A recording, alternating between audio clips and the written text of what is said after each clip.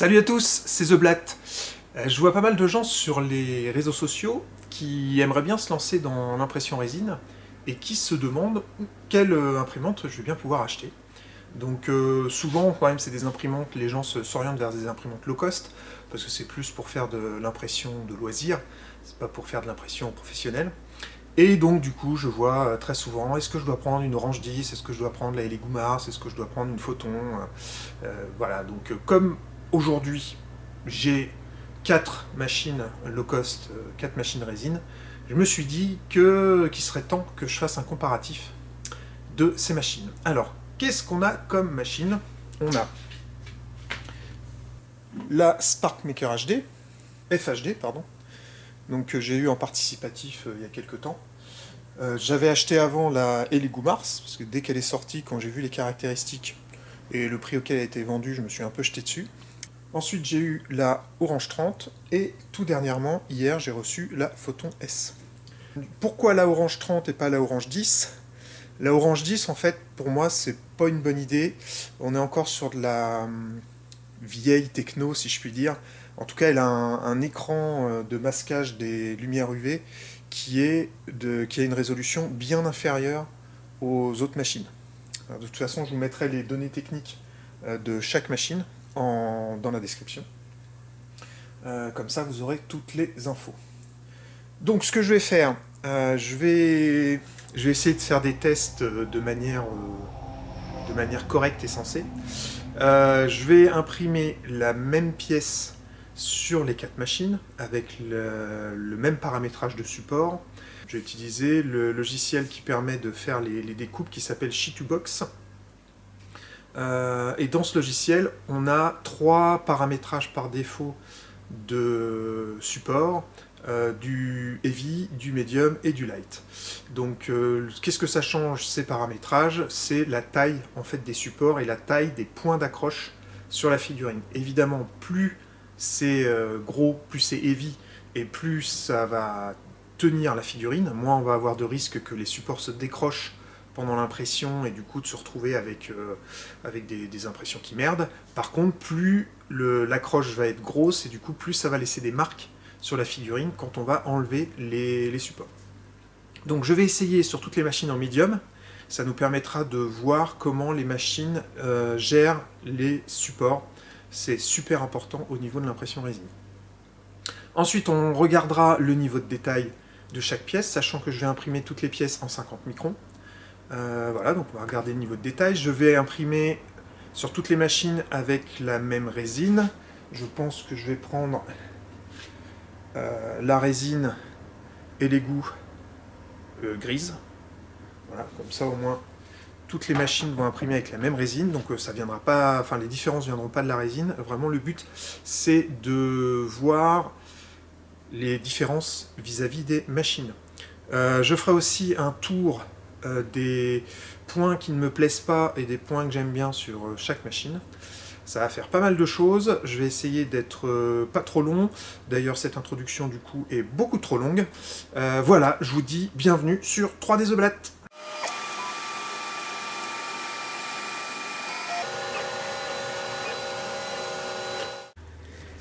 Alors, on va commencer avec la SparkMaker FHD. On va parler de ses points forts et de ses points faibles. Je vais commencer par les points faibles parce que c'est, à mon avis, les points qui sont les plus nombreux. Premier point faible, son couvercle.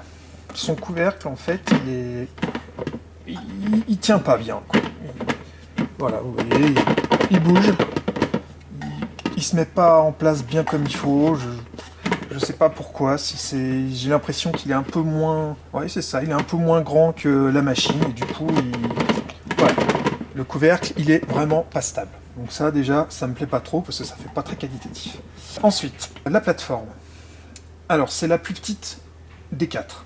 Déjà, pour commencer, regardez dans les descriptions, c'est celle qui a la plateforme la plus petite. L'inconvénient qu'elle a, c'est qu'elle est entièrement plate, contrairement aux autres. Donc ça veut dire que quand la plateforme plonge dans la résine, qu'elle est submergée par la résine, et ben la résine, après, elle va rester sur le dessus. Les autres étant en pente, la résine recoule quand elle remonte au-dessus du bac, ça coule, et du coup la résine retombe dans le bac. Qu'est-ce qu'on a d'autre? Au niveau de la plateforme, toute cette partie-là, là, toute cette partie-là, c'est du plastoc. Ici aussi, me semble-t-il, quoique là c'est peut-être du métal, mais en tout cas cette partie-là c'est du plastoc et c'est pas super solide. Alors bon, ça fait le job, hein. C'est juste que c'est moins qualitatif. Voilà. Je suis pas particulièrement fan du fait d'être obligé de dévisser 4 vis et de revisser 4 vis pour régler la plateforme. Qu'est-ce qu'on peut dire d'autre au niveau de ses défauts? Ah oui, le bac de résine. Le bac de résine, quand on veut l'enlever, eh ben, je peux vous dire, surtout quand on veut le remettre, c'est pas très sympathique, parce qu'en fait, il faut dévisser ces vis-là. Donc déjà, c'est assez long. Vous êtes obligé d'utiliser une clé Allen. Et en plus, une fois que c'est dévissé, vous avez rien du tout qui cale le bac à résine pour qu'il soit, que les pas de vis soient bien en face des trous. Du coup, à chaque fois que je démonte un bac et que je remonte un bac, j'en ai au moins pour 5 minutes à galérer pour arriver à mettre les vis en face des trous. Et je peux vous dire que ça m'agace. Au niveau du bruit de la machine. Alors, je viens de l'allumer. Pourquoi ça... Si, ça y est. Je sais pas si vous allez l'entendre sur la caméra, mais c'est la machine la plus bruyante des 4. C'est simple, à elle toute seule, elle fait plus de bruit que les 3 réunis. Donc je peux vous dire que quand vous avez une impression qui tourne pendant 10 ou 12 heures, ça devient un petit peu saoulant. Moi j'ai de la chance, l'imprimante n'est pas juste à côté de mon bureau, mais si elle est sur votre bureau, ça peut être vite saoulant. Vous voyez là, elle est en train de monter en puissance.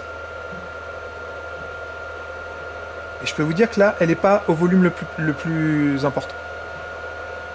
Hop, je l'éteins. Autre défaut, la gestion des fichiers. En fait, vous n'avez pas d'écran.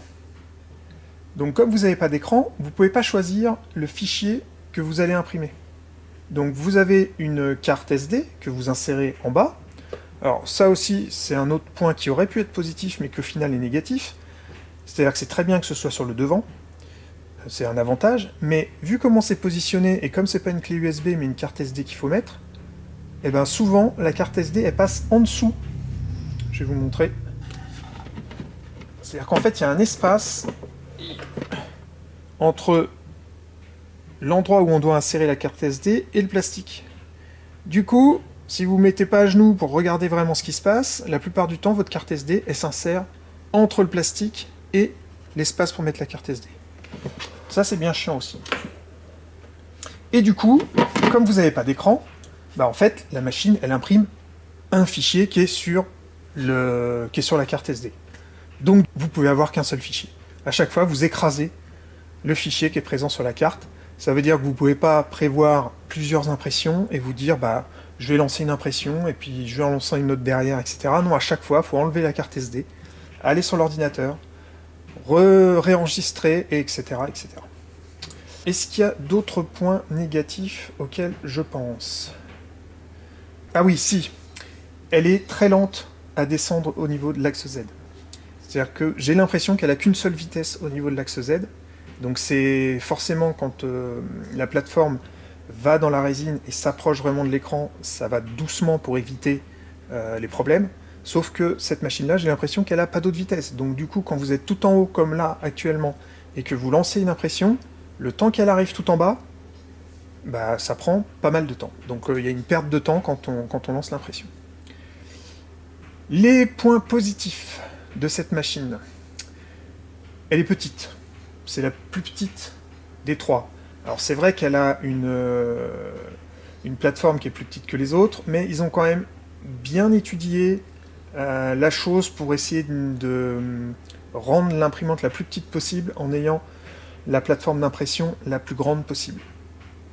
Donc base très petite, tout est vraiment bien serré de façon à ce que ça prenne pas trop de place. Et ça, c'est quand même un point qui est intéressant. Donc voilà, ça c'était la SparkMaker FHD. On va passer maintenant à sa voisine, la Elegoo Mars. Les points négatifs de la Elegoo Mars, que je réfléchisse. Je vais l'allumer. Alors si, bien sûr. Le premier point négatif, c'est que la clé USB s'insère à l'arrière. Je vais vous montrer l'arrière de la machine. Elle est lourde aussi, nettement plus lourde que la SparkMaker.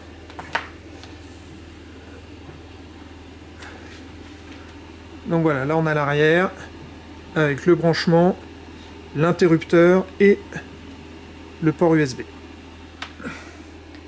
Allez, on la repose. Ensuite, je ne sais pas si c'est vraiment un inconvénient, mais ça peut être considéré comme un inconvénient, c'est la plus volumineuse des trois. Voilà, et puis après, ben, ça doit être à peu près tout. Je suis pas forcément super fan des capots qui s'ouvrent comme ça et qu'on doit poser à côté, parce que ben, du coup il faut avoir de la place pour poser le capot à côté, mais celui-là de capot il tient relativement bien, alors il bouge un peu, mais on sent quand même qu'il est calé. Il y a ce qu'il faut au niveau de la machine pour le caler. Les points positifs. Alors les points positifs, on a la plateforme qui peut se régler en fait avec seulement 2 vis. Hop, je vous montre. Il faut que je fasse gaffe parce qu'il y a encore de la résine dessus. Donc on a une vis ici et une vis sur le devant. Et en fait c'est un espèce d'axe boule qui peut monter mais qui peut aussi bouger dans tous les sens comme ça. Et du coup avec les 2 vis, on arrive à tout bloquer. Donc il y a moins de vis à dévisser, à revisser pour régler la plateforme. Ensuite, autre point positif, là, comment est-ce qu'on enlève le bac de résine? Ce qui est intéressant, c'est qu'en fait, c'est des 2 vis qui viennent appuyer sur le bac de résine. Donc du coup, il suffit de dévisser suffisamment pour avoir juste à faire glisser le bac de résine pour l'enlever. Donc on perd moins de temps qu'à tout dévisser et ensuite à tout revisser. Ensuite, on a un petit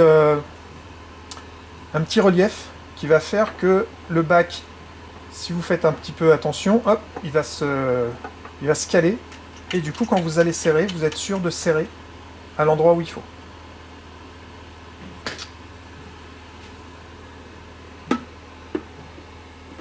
Les bacs, l'avantage de la Elegoo Mars qu'on va retrouver au niveau de la Photon, c'est que leurs bacs sont compatibles pour l'une et pour l'autre des machines. Donc je peux utiliser mes bacs, si je rachète des bacs Elegoo Mars, je peux les utiliser pour la Photon et vice versa. C'était pratique pour les gens qui avaient acheté la Elegoo Mars au début et qui n'avaient pas encore ils ne distribuaient pas encore de bacs. Du coup, les gens pouvaient acheter les bacs de la Photon pour les mettre sur la Elegoo. Ce qui est intéressant aussi, c'est que vous avez la possibilité pour la Elegoo de trouver des bacs non pas en métal mais en plastique. Je vous montre ça, alors je les ai pas encore testés. Ils sont nettement moins chers que les bacs, évidemment, que les bacs en métal. Donc voilà, c'est des bacs en plastique comme ça. L'avantage, c'est qu'ils sont déjà préconstruits. Donc le film plastique est déjà mis en place. Et je peux vous dire que sur les bacs en métal, de mettre en place le film plastique, c'est pas forcément compliqué, mais c'est long, parce qu'il y a énormément de vis à visser. Donc ça, c'est un avantage aussi en termes de matériel supplémentaire pour la machine. Voilà, donc je dirais qu'elle fait... elle est bien finie, donc ça fait qualitatif. Elle a un écran tactile qui réagit très très bien. Voilà, donc qui vous permet d'accéder à tout ce à quoi vous voulez accéder. On a une prévisualisation, alors là j'ai pas la clé USB dans la machine, mais on a une prévisualisation des différents modèles que l'on va vouloir imprimer. Et durant l'impression, et ça vous le verrez quand je lancerai les impressions, on a aussi une visualisation de l'état d'avancement de l'impression. Alors on a le temps, on a tout un tas d'informations, mais on voit aussi ce que l'écran affiche à chaque moment de l'impression. Donc ça c'est aussi un point fort. Autre point fort, elle a des pieds réglables. Donc ça c'est bien pratique quand vous voulez que votre machine soit bien droite, bien plane. Et il me semble, je vérifie sur les autres, il me semble que c'est la seule. C'est la seule qui a des pieds réglables. Qu'est-ce que je pourrais dire d'autre comme point positif? Son prix, puisque c'est une machine qui est... c'est la machine qui, si je me souviens bien, en tout cas hors promotion, etc., est celle qui coûte le moins cher. Voilà. Passons à la suivante. Je l'éteins. Alors juste une information, normalement ils sont en train de travailler sur une Elegoo Mars Pro avec quelques améliorations, donc qui coûtera un petit peu plus cher, mais qui devrait être un peu plus qualitative, donc à voir ce que ça va donner quand la Pro va sortir. Passons à la machine suivante, à savoir la Photon S. Donc la Photon S, elle a les mêmes caractéristiques que la Elegoo Mars en termes de taille de plateau. Les points noirs. Qu'est-ce que je pourrais trouver comme mauvais point pour la Photon S? En fait, j'en vois pas trop. Il n'y en avait pas beaucoup sur la Elegoo Mars, mais je crois qu'il y en a encore moins sur la Photon. Du coup, je vais parler des points forts, parce qu'il y a quand même certains points qui peuvent être perçus comme un point fort, mais aussi comme un point faible. Et on va commencer par le premier, à savoir le capot qui s'ouvre comme ça. Donc, il est aimanté, et au lieu de devoir enlever complètement le capot, en fait, on ouvre ça comme ça. Ce que j'aime bien dans ce système, c'est que du coup, on n'a pas besoin d'avoir un endroit où on va poser le capot à côté. Ce qui est un peu plus gênant, c'est que du coup, on a moins de possibilités de faire les choses autour du bac. Quand je veux mettre la résine, voilà, je suis obligé de la mettre d'une certaine manière. Quand je veux accéder aux vis, il faut que je rentre les mains dans la machine. Donc voilà, on va avoir moins de liberté de mouvement autour de la machine. Mais voilà, le gros avantage, c'est que ça reste sur le dessus et on n'a pas besoin de devoir le poser à côté. Ensuite, au niveau de la construction, donc on a évidemment ces joues-là qui sont en plastique. Là aussi, c'est du plastique. Alors, ce que j'ai pas dit quand même pour la Elegoo Mars, c'est que la base est tout métal. Ce qui est bien qualitatif. La base est tout métal. La partie qui tient l'axe Z est tout métal aussi. La plateforme est tout métal. Hein, contrairement à la SparkMaker FHD où en fait c'est limite tout plastique. À part le bac et la base de la plateforme. La Elegoo Mars, elle est vraiment bien construite. Ici, on va avoir toutes les parties sur lesquelles vont venir se placer le bac de résine, les parties sur lesquelles vont venir se placer la plateforme, etc. Tout ça, c'est en aluminium. Donc, très qualitatif aussi. Un des points forts de la Photon S par rapport à la Photon tout court, c'est qu'elle a un double axe au niveau de l'axe Z. Et du coup, ça la rend beaucoup plus stable. Vous pouvez voir que toutes les autres, il y a un rail sur lequel glisse la partie qui maintient la plateforme. Ici, il y a deux rails. Donc, grâce à ces deux rails, vous avez une stabilité au niveau de l'axe Z qui est bien plus importante. Et du coup, normalement, ça devrait éviter les petits mouvements et les petits décalages qu'il peut y avoir des fois quand on a un axe Z qui n'est pas très stable. Autre point positif, elle a une ventilation au niveau de son enceinte et avec des filtres. Donc on les voit là sur les deux côtés. On a du coup des filtres. Alors qu'est-ce que c'est comme filtre exactement? Ce sera dans la description, mais ça permet au moins de filtrer un petit peu l'air, enfin les émanations de résine qui vont s'échapper. Donc c'est une machine qui peut plus facilement être mise sur un bureau à côté de vous, plutôt qu'une autre machine où il n'y a pas ce genre de protection. Le bac de résine, c'est comme pour la Elegoo Mars, hein, puisqu'ils sont quasiment identiques, donc très qualitatif. La plateforme, tout en aluminium. Et alors elle, c'est encore mieux que la Elegoo, il n'y a qu'une seule vis, que vous allez voir ici, qu'une seule vis pour régler la plateforme. Autre petit point positif, la surface de la plateforme, ils ont fait, je crois que ça s'appelle un brossage, donc du coup c'est pas complètement lisse, et ça permet d'avoir une meilleure accroche au niveau de la plateforme. Donc moins de chances que vos impressions se décollent du plateau. Comme pour la Elegoo, on a un écran LCD tactile qui répond très bien. Voilà. Pareil que la Elegoo, on va avoir la prévisualisation des fichiers. Donc ça, c'est aussi assez bien. Quand ça va imprimer, vous le verrez plus tard, c'est pareil. On a des informations sur la durée, on a des informations sur ce que l'écran affiche. Donc ça, c'est très bien. Autre point fort de cette machine. Déjà, elle est très silencieuse. En tout cas, à l'arrêt, comme ça, c'est la plus silencieuse des quatre. Et autre point fort, c'est que là, on n'a pas la prise USB à l'arrière, mais sur le côté, avec l'interrupteur. L'interrupteur aussi sur le côté, la prise USB sur le côté. Et ça permet d'accéder à tout ça beaucoup plus facilement que quand il faut aller derrière sans rien voir. Moi, les insertions de clés USB ou de carte SD à l'aveugle, je suis pas trop fan. Voilà, je pense qu'on a fait le tour de la Photon S.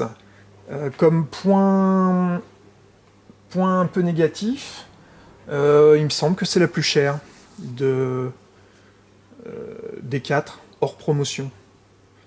Ouais, il me semble que c'est la plus chère. Après, elle a quand même des choses pour elle, hein, le double rail pour l'axe Z, la protection, enfin la ventilation intérieure et la protection avec un filtre.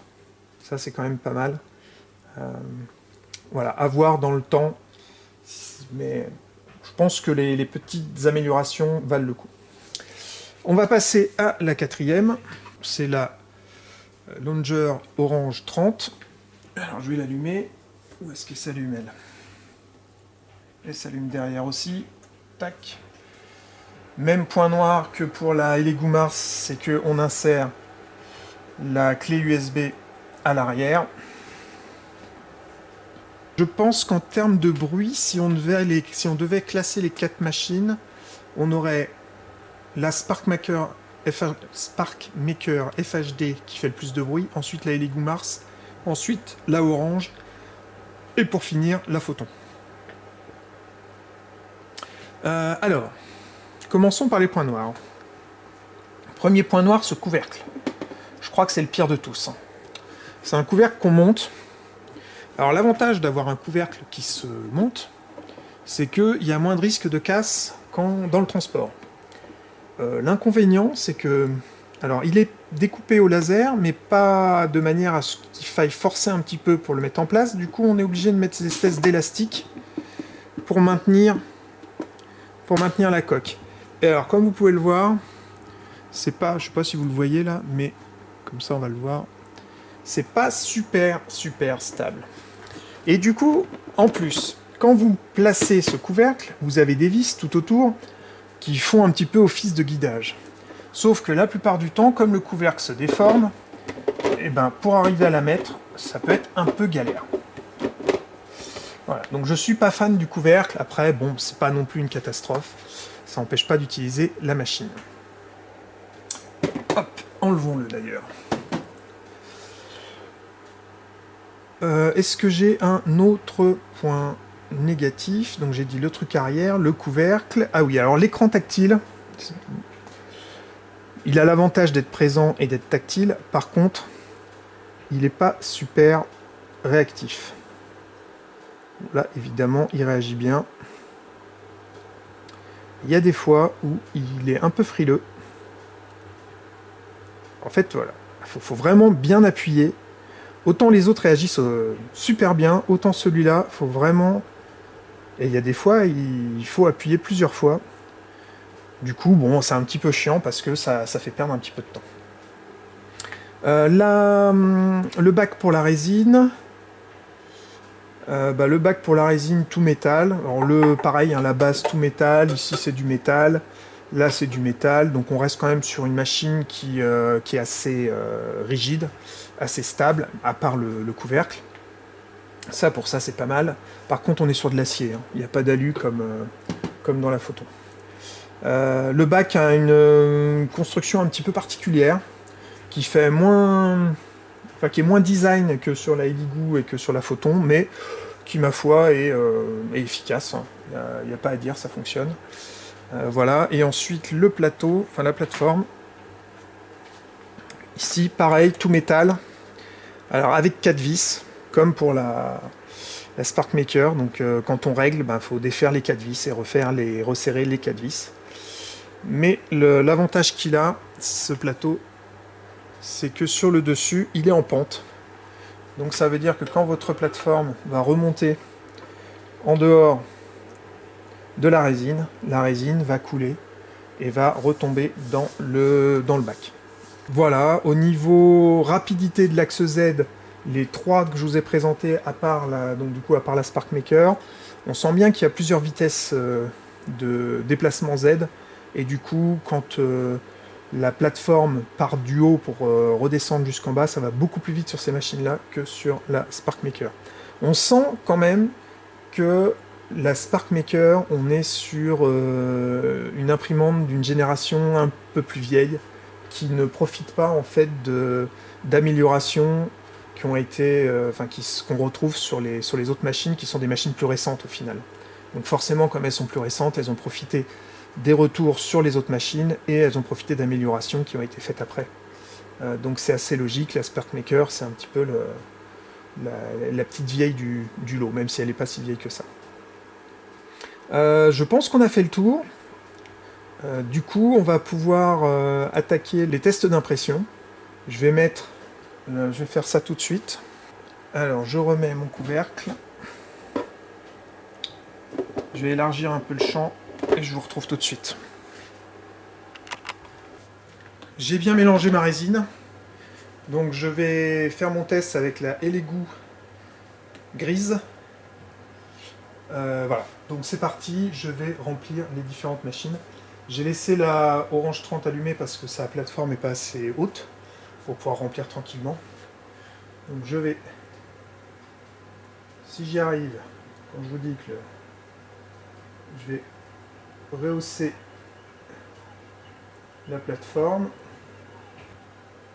Ok, on se calme, Voilà.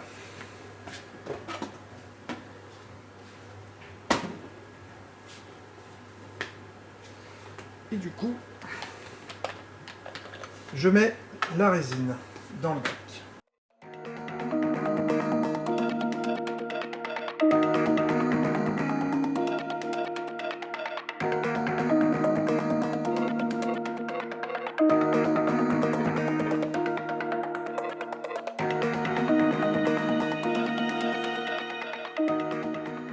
Et voilà. Toutes les machines sont chargées. Surtout, je pense à fermer la résine et à recouvrir ça. Ok, toutes les machines sont chargées en résine. Il n'y a plus que maintenant à choisir un modèle, à mettre en place les supports, à l'exporter pour chaque machine. On se retrouve un peu plus tard, une fois que j'aurai mis en place les fichiers et que j'aurai ramené toutes les cartes mémoire, clés USB de tout ce petit monde pour lancer les impressions. A tout de suite. A few moments later. Donc pour le test, je vais partir sur ce modèle, une espèce de tortue guerrier.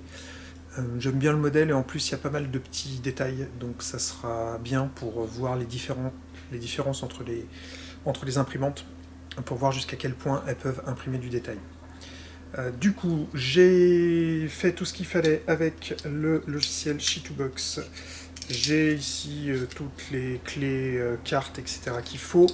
Pour la Orange 30, finalement, j'ai trouvé une solution.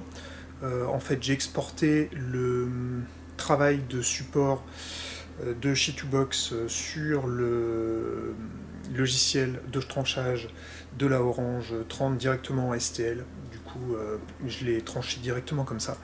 Et comme ça, ça va faire, du coup, elle va imprimer la même chose que les autres. Donc c'est très bien pour le test. C'est parti, on branche tout ça et on lance les impressions.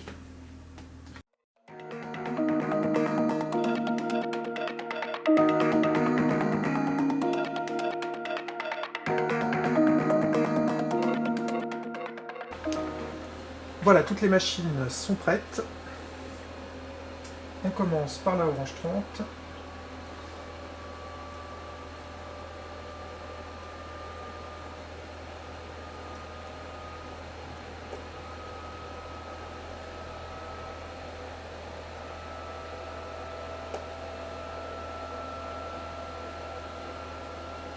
La Orange 30, elle est partie. On passe à la Photon. La Photon, elle est partie. Là, il est goût.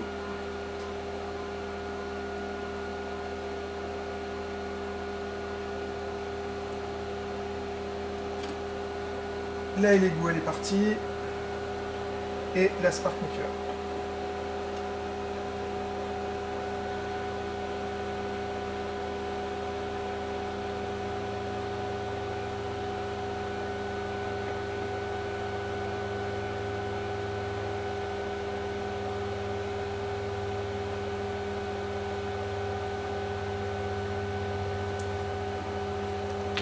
Et la SparkMaker, elle veut pas. Je sais pas pourquoi. Alors les bip bip, c'est la Elegoo Mars qui fait plein de bruit au démarrage.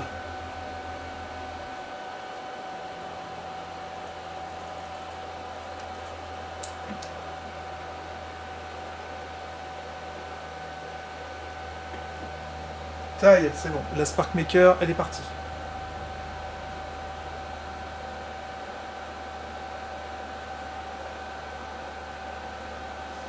Alors, je vais vous montrer les différents écrans. Avant de vous montrer les écrans, je vous montre la vitesse à laquelle descend la SparkMaker. Juste pour que vous vous rendiez compte.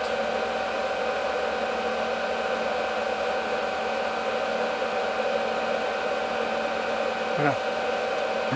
Toutes les autres, elles ont fait la descente en 10 secondes, et alors elle, il lui faut je sais pas combien de temps. Et encore 10 secondes pour les autres, je suis gentil. Enfin, je suis pas gentil pour elle. Donc ça, c'est l'écran de la Elegoo Mars. Donc on voit ce qu'affiche l'écran, en fait la lumière UV qui passe sur la résine. Donc on voit ce qui va être solidifié au niveau de la résine.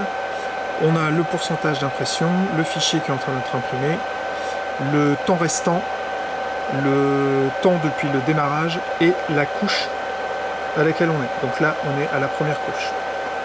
Vous allez voir que sur la Photon, c'est à peu près la même chose. On a, alors là, évidemment, elle est en train de remonter. Hop, elle va redescendre. Et voilà, ça nous affiche, parce que là, on en est déjà à la deuxième couche. Le pourcentage. Là, on n'a pas le nom du fichier. Ce qui est bizarre, c'est qu'il m'affiche couche 1 alors qu'il en est déjà à la couche 2. Peut-être que sa première couche, pour lui, c'est la couche 0. Et ça, c'est le temps restant. Sachant que je peux afficher d'autres éléments. Donc le temps d'impression pour l'instant, le temps qui reste, les couches qui restent, la quantité de résine requise, ça c'est pas mal, et la progression de l'impression. Ici j'ai paramètres. Donc là en fait je peux changer les paramètres pendant l'impression. Sur la Elegoo Mars on doit avoir la même chose. Paramètres. Voilà. Par contre, je peux pas avoir plus d'informations. Donc ça reste très proche, mais c'est pas tout à fait pareil. Et enfin, on a la Orange 30, où elle, on a des informations. Et en fait, on voit pas ce qui se passe à l'écran. On a juste une prévisualisation de l'objet qu'on est en train d'imprimer, le nom de l'objet, le temps restant. Non, ça c'est le temps depuis qu'on a débuté. Le temps restant, la couche où on en est, la température. Alors cette température, c'est la température au niveau du bloc de LED. C'est ce que je vous expliquais. Si jamais ça monte trop, l'imprimante a une sécurité. C'est la seule qui a ça. Enfin, en tout cas, c'est la seule pour laquelle c'est affiché. Et donc là, ça indique que c'est en train d'imprimer. Et donc, comme vous pouvez le voir, toutes elles ont un bouton pause. Si jamais on se rend compte que dans le bac, il n'y a plus assez de résine, on peut faire une petite pause pour remettre de la résine. Bon ben voilà, on voit que les temps d'impression sont pas les mêmes pour toutes. La Orange 30, on est à 2h30. La Photon S, on est à 3h40. La Elegoo Mars, on est à 3h06. Et puis bah la SparkMaker, bon, on n'en sait rien, puisqu'on n'a pas d'écran. On va laisser tout ce petit monde imprimer tranquillement, et puis bah, on reviendra voir d'ici 3-4 heures, pour voir si les impressions se sont bien passées. Et après, bah, il faudra passer au nettoyage, à la polymérisation sous la lampe UV. Et enfin, une fois que tout cela sera fait, on pourra tranquillement faire des photos, regarder de près, pour voir un petit peu les détails au niveau de l'impression, et pour pouvoir comparer les différentes imprimantes. Il est presque minuit, je suis en train de m'occuper du montage, et je me rends compte que si je fais qu'une seule vidéo, cette vidéo va être longue, très longue, certainement une bonne heure. Donc j'ai décidé de couper la vidéo en 2 parties. On va donc arrêter maintenant, ça fera la première partie, et je vais ensuite faire un montage pour la deuxième partie qui reprendra au niveau des résultats d'impression et qui sera donc vraiment basé sur les impressions test sur les imprimantes. Du coup, je vous dis à très bientôt pour la suite de ce test d'imprimante, et d'ici là, soyez créatifs.